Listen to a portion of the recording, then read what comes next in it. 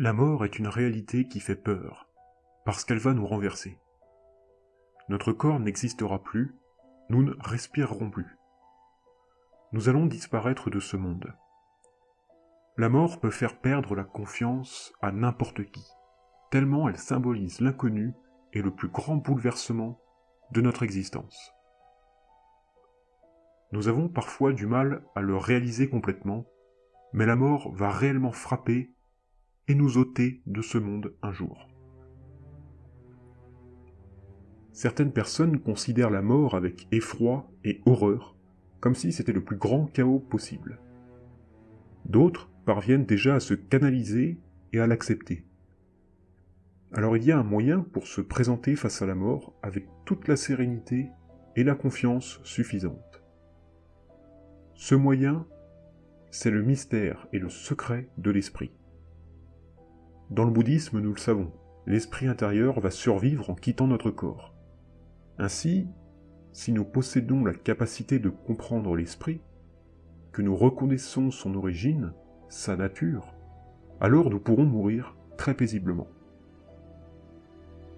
Pour le comprendre et le reconnaître, nous devons réaliser des pratiques spirituelles régulièrement dans notre vie. C'est de cette manière que l'esprit devient stable et paisible, et que nous éviterons son agitation lorsque la mort nous enlèvera. La pratique du Mahasandhi que je vous ai présentée lors de ma vidéo numéro 23 est très usuelle, surtout pour comprendre et réaliser l'origine de notre esprit. De plus, cette pratique évoque les phases transitives dont vous connaissez maintenant l'importance. Le Mahasandhi est, selon moi, la pratique idéale pour notre culture et pour ceux qui ne sont pas familiarisés à la méditation. Vous seriez surpris du nombre de personnes qui ont atteint l'éveil à travers les âges grâce à cette pratique. Initialement, le Mahasandhi n'était pas enseigné ailleurs que dans le monde oriental. Ce sont des maîtres spirituels qui ont décidé d'ouvrir l'enseignement au reste du monde. Une décision prise et validée par leur observation du monde et de ce qu'il est devenu au fil des siècles.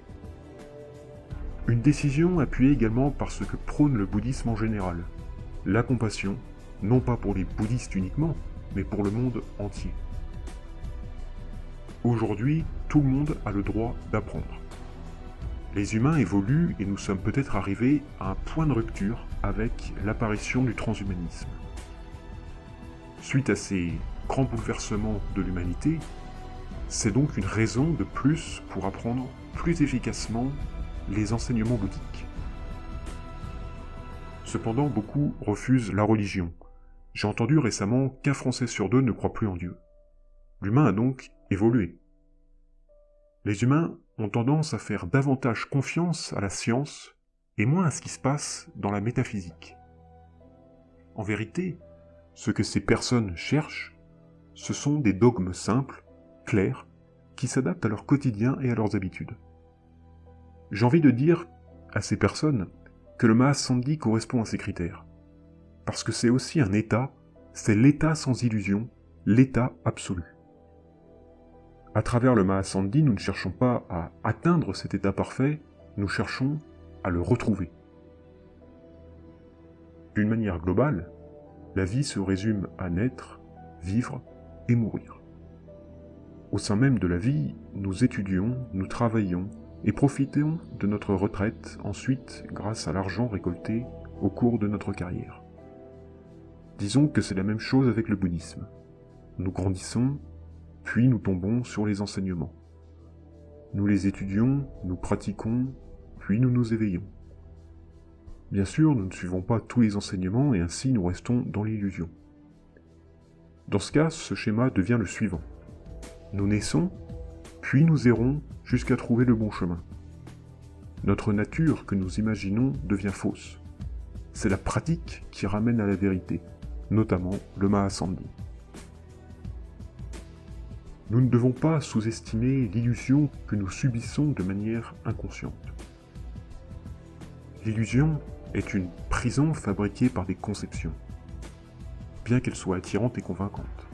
C'est aussi ça qui est séduisant avec le Mahasandhi. Son enseignement ne possède aucune conception. aucune relativité, uniquement de l'absolu. Certains maîtres spirituels évoquent même la possibilité de voir l'état d'éveil sans l'atteindre. Ce sera ma conclusion pour cette vidéo, et on se retrouve la semaine prochaine.